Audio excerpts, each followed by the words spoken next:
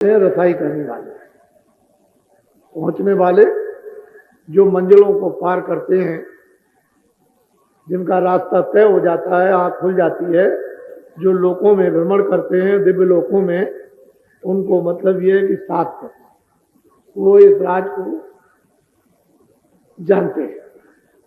संत तो है ही, लेकिन साधना करने वाले साथ जो पहुंच जाते हैं उनको भी मालूम है।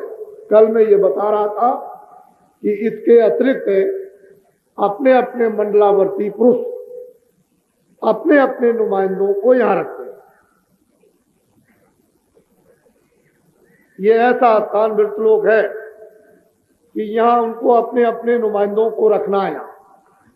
प्रतिनिधि जिसको कहते हैं, निरंजन भगवान के प्रतिनिधि है, ब्रह्म के प्रतिनिधि है, पार ब्रह्म के प्रतिनिधि है, महाकाल पुरुष के प्रतिनिधि, और फिर नीचे में ब्रह्मा विष्णु महादेव के प्रतिनिधि यहाँ पर मौजूद।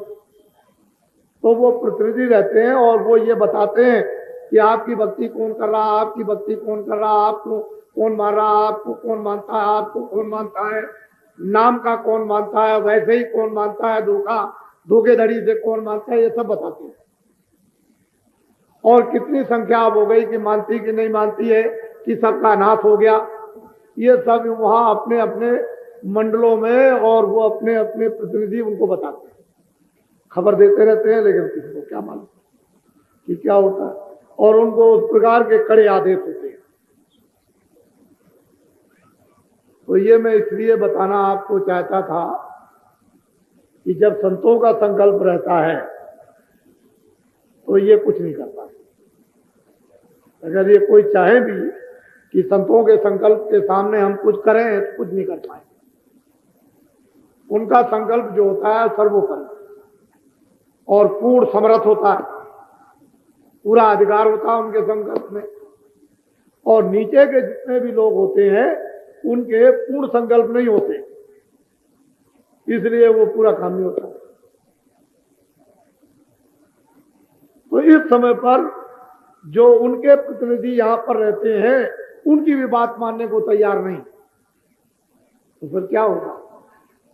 नाश हो जाएगा, अनर्थ हो जाएगा, और हो रहा अनर्थ हो रहा। फिर जब वो प्रतिनिधि खबर देते हैं कि सृष्टि धर्म से विहीन हो गई, सत्य से विहीन हो गई, प्रेम से विहीन हो गई, पहचान से विहीन हो गई, तो फिर कोई एक विप्लवकारी, वो एक कारण बनाने वाली आत्मा भेज देते, तो कारण बनेगा, कार्य होगा। तो ये बड़े ऐसे राज हैं कि बिना दिव्य नेत्र ज्ञान चक्षु खुले हुए मालूम नहीं होंगे। और फिर बुद्धि के तो जो बुद्धि का ज्ञान है वो वही समझ में नहीं आता। आध्यात्मिक जो ज्ञान है वो तो समझ में कैसे आएगा, वो बहुत मुश्किल है। तो वो कुल्लम कुल मालिक में शहंशाहों का भी जो शहंशाह, बादशाहों का भी जो बादशाह है, एक अनिया अवनामा सच्चिदानंद प्रभु धामा, वो तो कभी यहाँ ना आया न कभी आएगा। तो पहले भी वही था, अब भी है और आगे भी रहेगा वही। अब जो उनके आएंगे यहाँ ले जाने वाली उनकी हस्तियां, उनकी शक्तियां, उनके प्रतिनिधि, वो दया करके, कृपा करके और समझा कर और तुमको सफाई करके और ये और सब मदद दे करके और फिर खड़ा करके ले जाना। तो कितनी मेहनत पड़ती है आपको मालूम? आप नहीं जानते कितनी मेहनत होती है। आप तो बाहर आवाज से देखते। इसलिए बहुत से जिज्ञासु हैं कि हमको सच्चा रास्ता मिल जाए, तो हम भी भजन करना चाहते हैं। तो असली बात यह है कि ये मनुष्य तन ये अनमोल है, ये किराए का मकान है। जो कुछ भी आप अरब जमा करो, खरब जमा करो, संख जमा करो, सारा संसार जमा कर लो, लेकिन ये सब मन का था। जितनी तुम्हारी आयु है, जितनी तुम्हारी श्वासें हैं, उतने दिन इसको तुम मान करके बैठो कि ये सब मेरा है, ये सब मेरा है, ये मुल्क मेरा है, सोना चांदी मेरा, हीरे जवाहरात मेरे। और जैसे वक्त पूरा हुआ तो ये सब क्या है? छाया। अब भी छाया, पहले भी छाया। और ये क्या है? इसमें से जो था वो निकाल दिया गया, वो तो चेतन था। वो तो वहां से आई थी जीवात्मा, इसमें डाल दी गई थी, उसकी चैतन्यता से ये चेतन मालूम होता था और इस छाया ने इस छाया को जमा किया उस चेतनता की मदद से। लेकिन बोध जब बुद्धि का और आत्मा का ना हुआ तो ये छाया को कहा मेरी, तो इसमें से जीवात्मा निकल गई, छाया गिर गई और छाया को जला के गाड़ के राख बना दी।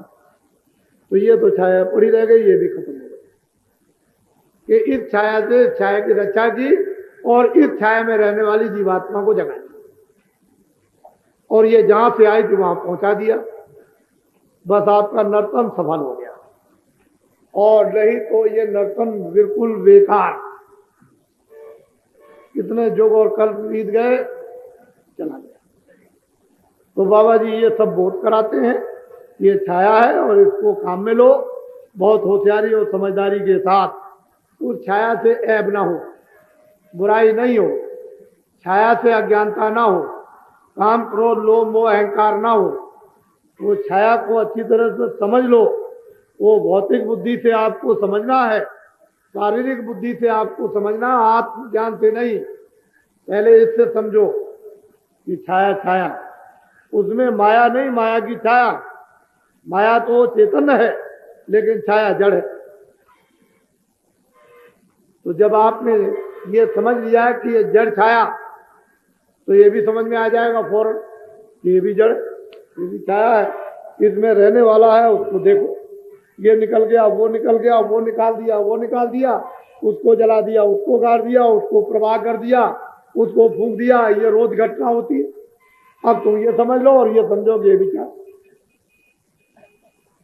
तो ये नहीं कहता हूं कि आप खेती दुकान दफ्तर छोड़ देना, ये बाबा जी का काम नहीं है। छोड़ा खेती दुकान दफ्तर के खूब काम करो मैंने, और जो कुछ भी ले आओ, कोई तनख्वाह ले आता है, कोई दुकानदार सामान ले आता है, किसान अनाज ले आते हैं, तो घर में ला करके बच्चों को खिलाओ, खाओ, कौन मना करे। लेकिन अब क्या करें, अब मतलब यह है कि नहीं इतनी तनख्वाह मिले, बच्चों का पूरा न पड़े तो हमसे क्यों कहलाते हो। जब तनख्वाह में बच्चों के लिए पूरा नहीं पड़ेगा तो आप क्या करोगे, कोई ना कोई रास्ता निकालोगे। उसमें शर्म चली जाएगी, उसमें ज्ञान चला जाएगा, उसमें विवेक चला जाएगा, उसमें सीख चली जाएगी, उसमें क्षमा चली जाएगी, उसमें दया चली जाएगी। फिर ये लक्ष्य बन जाएगा कि हमको बच्चों का पालन पोषण करना। फिर मेहनत और ईमानदारी की बात खत्म हो जाएगी। वो तो हम भी जानते हैं कि पूरा नहीं पड़ता, किसान को पूरा नहीं पड़ता, दुकानदार को पूरा नहीं पड़ता और दफ्तर वाले को पूरा नहीं पड़ता है, तो हमको भी मालूम है। और वही तो मैं आपके लिए इलाज करना चाहता हूं कि दवा दे दी जाए तो आपका रोग निकल जाए। तो आप वो काम करो, उसके लिए हमारी तरफ से कोई मुमानियत नहीं है, जो जहां पर।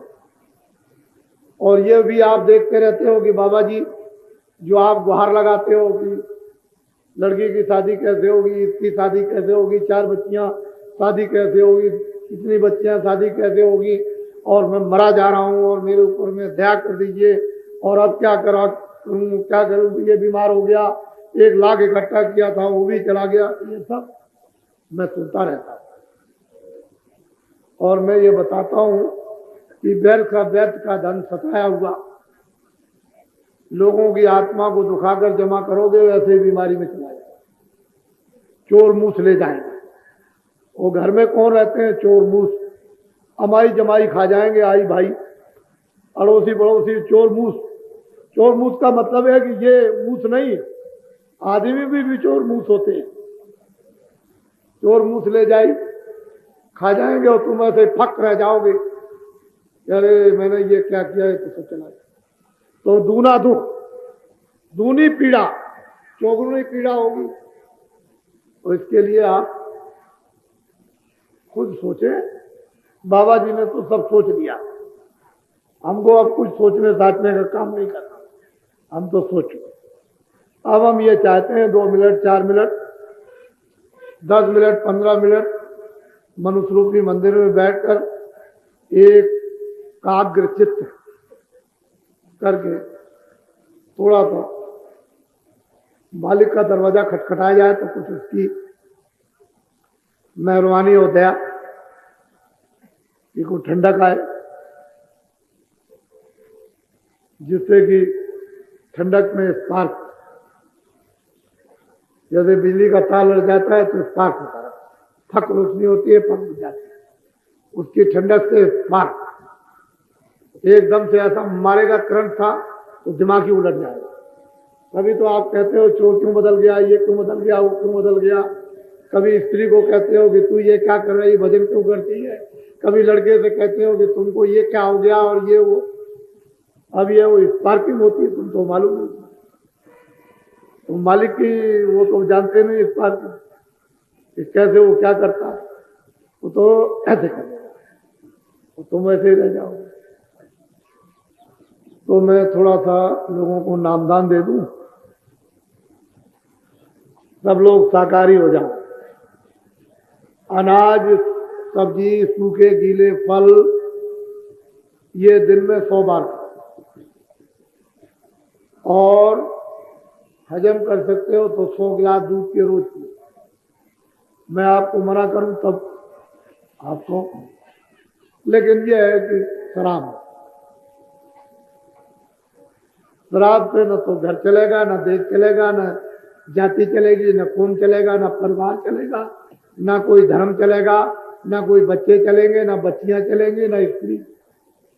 शराब पियोगे घर बर्बाद, बच्चे बर्बाद, स्त्री बर्बाद, धन बर्बाद, नाम बर्बाद, धर्म बर्बाद, कर्म बर्बाद, लोक बर्बाद, परलोक बर्बाद, सब बर्बाद। शराब एक ऐसा नशा, क्यों किसी को बख्शे, क्यों किसी को माफ करे। पढ़ा लिखा पिए, अनपढ़ पी ले, जो पी ले तो गिर जाए। मैं अभी आ रहा था एटा के पास, उधर से कानपुर की तरफ से, तो रात को 9 बजे पास कर रहा था, तो 2 आदमी उसको पकड़े हुए गिरा जा रहा, उसको होश में आ जा, होश में आ जा रहे, दोनों पकड़े हुए गिरता है। तो उनका ये भाई देश चला रहा, ये देश चला रहा है, ये घर चलाएगा। वहां दिल्ली में बैठकर बड़े बड़े लोग पीते हैं, बेहोश हो जाते हैं, तो सारा देश चल रहा, चल गया देश। इसलिए देश बर्बाद, घर बर्बाद, समाज बर्बाद, लोग बर्बाद, बच्चे बर्बाद, स्त्री बर्बाद, धर्म बर्बाद, कौम बर्बाद, सब बर्बाद। इसलिए इसको छोड़ दो, छोड़ दो इसको। इसी को कहकर के तुमने पता नहीं ये बहुत खराब चीज है, बहुत ये है, बहुत वो है, बहुत वो है। और इस शराब से हिंदुस्तान में जितनी बदमाशियां ये सब आती, जितनी बदचलियां मन में हो, बुद्धि में हो, चित्त में हो, इंद्रियों में हो, हाथ से हो, पैर से हो, जितनी बदचलियां सब शराब पीने से आती। कोई बाकी रहने को बात नहीं है। शब्दों से कहा जाए तो कहोगे बाबा जी ऐसे शब्दों का प्रयोग क्यों करते हो, वो मैं नहीं करना चाहता। तो शराब एक ऐसा घृणित निकृष्ट नशा है, इसको छोड़ दीजिए और खाओ पियो, खाना सब्जी है, फल है, दूध है, घी है, कपड़े पहनो, मतलब सेवा करो बच्चों की, आए गए की, और इज्जत करो और प्रणाम करो, और माँ को प्रणाम करो, आए बुजुर्गों को प्रणाम करो, और दूसरी देवियों को तो आप खूब सेवा करो। तुम दवा दे दो, तुम गरीबों को मतलब है भोजन कराओ, और ये सब काम जितना तुम्हारे अंदर यथाशक्ति, एक दाने की एक दाना दे दो, एक बूंद की एक बूंद दे दो, और मतलब एक पैसे की एक पैसा दे दो, जो आपकी हम कब मना करते। लेकिन ये नहीं कि जो आप कहते हो कि हिंदुस्तान में भिक्षुकपना बंद कर देंगे, ये भिक्षुकपना ऐसे बंद नहीं होता। फिर घर घर में सब गरीब हो जाएंगे और घर घर में फिर भीख मांगने लगेंगे कि मेरे पास कुछ नहीं, मेरे पास कुछ नहीं, मेरे बच्चे रोते हैं, मेरी स्त्री होती है, मेरा ये रोता, मेरा ये, घर घर में भिक्षुक बन जाएंगे। ऐसे भीख बंद नहीं होती। बिना महापुरुषों की शिक्षा तालीम, बगैर उनके उपदेश के ये भिक्षुकता जाएगी नहीं, चाहे जितने भी प्रबंध आप कर लो। मैं जब दिल्ली में जाता हूं तो लोग कहते हैं बड़े कानून बन गए, कोई भीखने वाला आए चौराहे पर, लोग कहते हैं महाराज किसी का हाथ कटा, किसी का कुछ कटा, किसी का कुछ कटा, और बस हाथ ऐसे फैलाते मोटर के सामने, वहां दिल्ली में देखिए जहां पर कानून बनता वहीं हर चौराहे पे भीख मांगते। ये ऐसे जाने वाला नहीं, भीख के रास्ते ही दूसरे हैं। देश में भीख मांगने वाले रहेंगे और भीख मांगने वाले रहना चाहिए, क्योंकि कर्मानुसार अमीरी गरीबी, कर्मानुसार रोगी निरोगी, कर्मानुसार अपमान और सम्मान, तो भीख मांगने वाले रहेंगे। अगर भीख मांगने वाले नहीं रहेंगे तो प्रेरणा कैसे होगी कि दान किसका नाम होगा? वो तो हर चीज जब अधिकार दे दिया तो सब चीजें मालिक ने रख दी, उसका अधिकार दिया, उस अधिकार का उपयोग करो, उसका फल लो। कर्म क्षेत्र ये भूमि है, जो जैसे कर्म करेगा उसका फल पाएगा, और कर्म प्रधान विश्व रचरागा, जो जैसे करे। तो आप नामदान लो और आज ही इससे भजन करना शुरू कर दो। ये दीक्षा पहले युगों में उपदेश और मंत्र कहा करते थे कि भाई मंत्र दे दो, दीक्षा दे दो, गुरु मंत्र दे दो, तो ये नहीं, ये नामदान। इसलिए नामदान है कि इस नामदान से आत्मा जागती है। ये सर्वोपरि नामदान है, इससे बड़ा संसार में कोई दान नहीं। और ये दान जब भी मिलता है जब उसकी दया हो, बगैर उसकी दया के ये नामदान मिलता नहीं। और वो जब आदेश देता है उन महान शक्तियों को, महान आत्माओं को, कि ये बरसात की तरह से तुम बरसा दो, वो बरसा देते हैं। और वो नामदान दिया हुआ जमीन में, हृदय रूपी जमीन में पड़ा रहेगा। जब वक्त और समय आएगा तो धीरे से हमको जमेगा, फिर उसी से जमेगा, पौधा बन जाएगा। तो उनको घबराने की क्या जरूरत है? तो नामदान है मालिक का, वो तो डाल दिया बीजा, जमेगा। जब वक्त और समय आएगा, मौसम उसका आएगा, इसको आप ले लीजिए। और ये पैसे से मिलता है। और जो भगवान का नाम बोलूंगा सब लोग एक साथ एक आवाज में बोलना, आगे पीछे नहीं। पहले मैं बोलूंगा, उसके बाद में आप। जो नाम मैं बोलता जाऊंगा आप बोलते जाना। जब मैं चुप हो जाऊंगा तो आप चुप। बोलो जय गुरुदेव। आंख बंद करने के बाद उंगली डालना दोनों कानों, तो दोनों कानों को भी बंद कर लेना ताकि बाहर की कोई आवाज अंदर न जाए। इसलिए अंदर नहीं जाने देना कि जीवात्मा के कान से सुनने का काम, जो ऊपर से देववाणी ब्रह्मवाणी हो रही उससे सुनना है। तो बाहर की आवाज अगर अंदर चली गई तो अंदर कानों के, जीवात्मा के कान के सुनने में बाधा डालेगी। इसलिए बाहर की आवाज का देखना ना आपको सुनना। मेरी तरफ देखो, ये जीवात्मा बैठी, इसके चारों तरफ मनो बुद्धि चित्त। तो मन को, बुद्धि को, चित्त को जीवात्मा के कान के साथ लगाकर ऊंचा ध्यान देकर, ऊपर जितना ऊंचा ध्यान देकर ऊपर की तरफ आप कानों से सुनोगे उतना ही साफ सुनाई देगा। जब 1 मिनट हो जाएगा, कोई आवाज तो नहीं, कोई बोल रहा है, कोई चिड़िया बोल रही, कोई बाजा बज रहा। जब 1 मिनट में आपको कोई आवाज सुनाई दे तो लगातार 14 मिनट कान लगाकर उस आवाज को सुनना और पहचानना, परखना कि चिड़िया कैसी बोल रही, आदमी कैसा बोल रहा, बाजा कैसा बज रहा। जब 15 मिनट पूरे हो जाए छोड़, फिर दूसरे दिन, फिर तीसरे दिन, फिर 20-25 दिन लगातार रेगुलर रोज चारपाई पे लेट के बैठ के जैसे आपको सुविधा मिले 15 मिनट भजन करना। जब आपको सुनाई देने लगे, गाने सुनाई दे, बाजे सुनाई दे, मस्ती आए, आनंद आए, खुशी हो, हजम न कर सको तो किसी से कहना नहीं। तुम जब कह दोगे कि मैं गाने सुनता हूं, बाजे सुनता हूं, बड़ी मस्ती है, ऐसे गाने बाजे कभी नहीं सुने, तो ऊपर वो बैठा हुआ कानों को बंद कर देगा। तो ये क्यों आप कहोगे? उसको हजम कर लो। जब गाने और बाजे सुनाई दें तो 15 मिनट और बढ़ा दो और उन्हीं गाने और बाजों में आप ले हो जाओ। इतना काम हजम करो, उसको छुपा के रखो। ये तो आत्मा की संपत्ति है, ये दौलत है, खजाना है, उसको जरा हजम करोगे वो तुम्हारे ऊपर प्रसन्न हो जाएगा और तुमको देगा। तो उन बाजों में, उन गानों में ले हो जाओ, 15 मिनट और बढ़ा दो, 15 ये और 15 वो, आधा घंटा, और फिर देखो उसका जलवा तुम्हारे अंदर से एक कान खुल जाएगा। कौन सा? ये जीवात्मा का, ये जो बंद हो गया, ये नहीं, ये भी बंद और ये भी बंद, तो न इधर सुनाई न इधर सुनाई, और ये भी आंख बंद और ये भी बंद, न इधर दिखाई न उधर दिखाई, तो क्या देगा? इसको कहते हैं भजन। सुनने का नाम भजन, सुनने का नाम, सुनने का नाम। ये मुंह से गाना गाना और हाथों से कोई बाजा बजाना ये भजन नहीं। वो अखंड कीर्तन हो रहा है, वो जीवात्मा के कान से सुनना, इसको कहते हैं भजन, सुनने का नाम।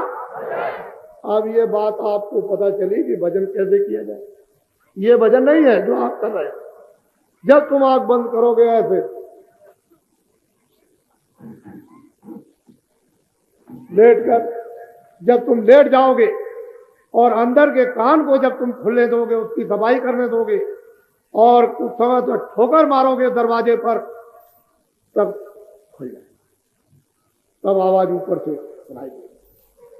वो तो उसमें कशिश है, वो तो आकर्षण है, वो तो बिजली का जैसे पावर आता है वैसे वो आ रहा, वो तो मतलब है कि सब गंदगी को साफ कर। तो तुम इस युक्ति को नहीं जानोगे, इस भेद को नहीं जानोगे, इस राज को नहीं जानोगे, तो कैसे तुम भजन कर सकते हो? आपको मालूम है? तो ये पता चला कि आपके पास कान है, 2 कान बाहर के, एक जीवात्मा में कान है, और उसी से जब सुना जाएगा उसी का नाम भजन। अब दूसरा है ध्यान। ध्यान 5 मिनट, चारपाई में बैठ जाओ, लेट जाओ, इस तरह से दोनों आंखें बंद कर लो, ये बीचों बीच में आंख, इन आंखों को बंद कर लेना, बाहर से कुछ नहीं देखना। ये बीचों बीच में जो आंख है उससे बिल्कुल एकदम सामने सीधा। तो शुरू में तो आपको बिल्कुल अंधकार कि कुछ नहीं है, अपनी आंख को ऐसे इस तरह से एकाग्र करो, ऐसे हिलाना नहीं, ऊपर नीचे ऐसे रोको, ऐसे एक जगह टिकाओ।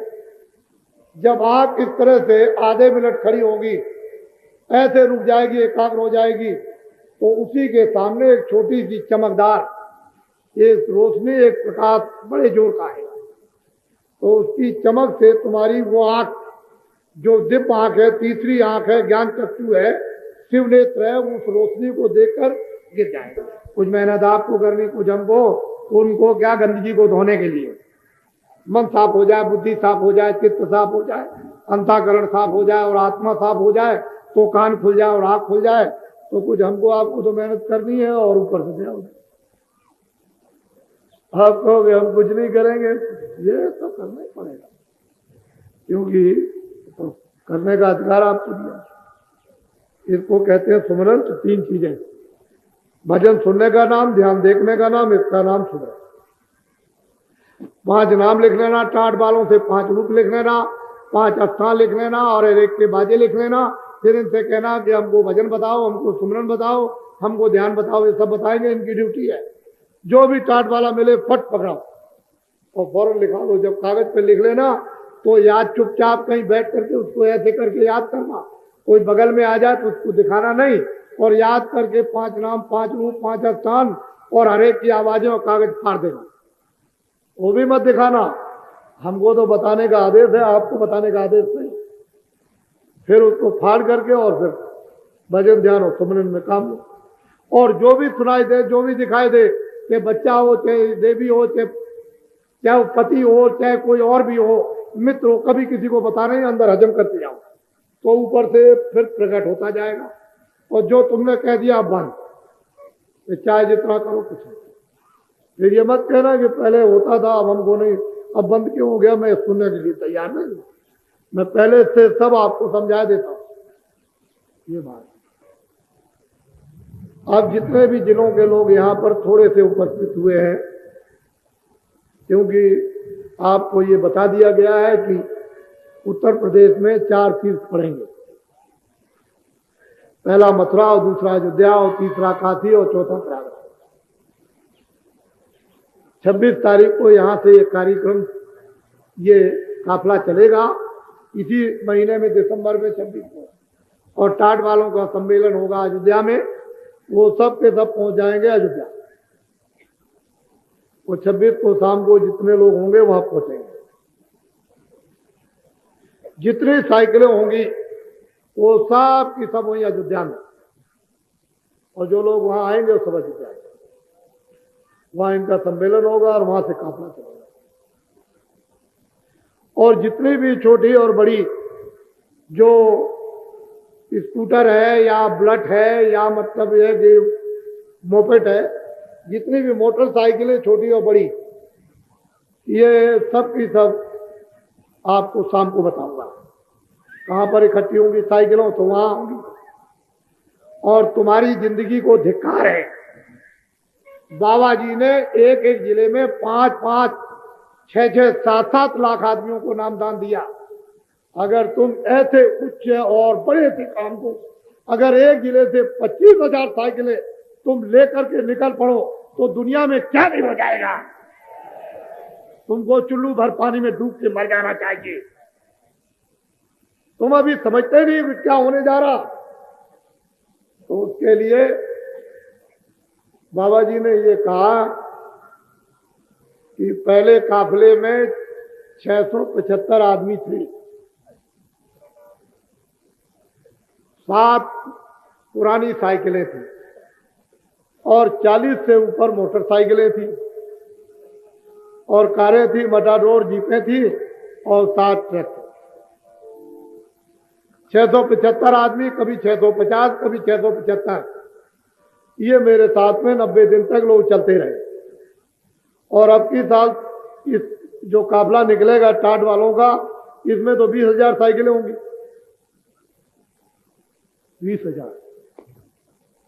20,000 साइकिलें, मोटरसाइकिल नहीं, 20,000। और इसके साथ ट्रैक्टर भी होंगे, इसके साथ कारें भी होंगी, मटाडोर भी होगा, उसके साथ सामान खाने का ट्रकों पर भी होगा। तो आपको मालूम होना चाहिए कि 7,000 के लगभग तो मोटरसाइकिलें होंगी। और अयोध्या से जब ये विदा करने चलेंगे तो कितने लोग होंगे, ये तो देखने का विदाई में। और जिस समय पर समापन, वो होली के अवसर पर प्रयागराज में जब होली होगी तो वहीं उसका समापन होगा। 8,000 किलोमीटर और 11 प्रांत और 80 दिन, ये काफिला बराबर चलता रहेगा। क्या करेगा जब 20,000 साइकिलें होंगी तो ये वो होगा अखबार और पेट में भरेगी स्याही। ये खत्म होने वाला नहीं बंदा, तू देखना कैसे काम होता है। धर्म का प्रचार और मानवता का प्रचार कैसे होता है ये तो वक्त बताएगा। ये अखबार होगा जो प्रश्न का तुरंत उत्तर। तुमने जो साइकिल खरीदी है, जानवर बेच करके, स्त्री का जेवर बेच कर जो नेम प्लेट लिखो कि ये मेरा गांव है और ये मेरी तहसील है और ये मेरा जिला है और मैं किसान हूं और ये मेरा नाम है, वहां नीचे लिखना कि मैंने स्त्री का जेवर बेच के साइकिल खरीदी 500 रुपए की, 1 बीघा जमीन खरीदी मैंने, मोटरसाइकिल खरीदी। वो सब उस पर नीचे लिख देना कि जमीन बेची, मोटर। अगर कर्जा तुमने लिया है किसी से तो लिखना कि मैंने ये कर्जा लिया है, मैंने साइकिल खरीदी या मोटरसाइकिल खरीदी। ये नेम प्लेट में सब रहेगा। और नीचे लिख देना नीचे कि 2 रुपए रोज का खाने का दिया। क्या लिखोगे? जोर से बोलो। 2 रुपए रोज का खाने का दिया। फिर जब कोई पूछे कि खाने का 2 रुपए में नहीं आएगा तो ये पूछना गल्ला मेरा, ये मेरा गल्ला, मैं खा रहा हूं अपनी कमाई का, खून पसीने का। उस नेम प्लेट में लिखना कि मैंने जमीन बेची, कर्जा लिया, स्त्री का जेवर बेचा, या मेरे पास में मैंने आमदनी में से साइकिल खरीदी। वहां नेम प्लेट में लिखा रहेगा। जो साइकिल पर टंगी रहेगी, जो साइकिल पर, वो नेम प्लेट अलग होगी और ये गर्दन पर जो टंगा रहेगा वो अलग होगा, वो चीज अलग होगी, उसमें सब लिखा रहेगा। ये सब आप याद कर लो। बोलो जय गुरुदेव। अभी बहुत लोग आ रहे हैं। आज रात को 12:00 पर इसी स्थान पर महापुरुष की जो दया मिलती है और मिली है पहले से और अब और आगे भी, वो यहाँ पर उनकी स्मृति है। ये बहुत दिनों से इस मंदिर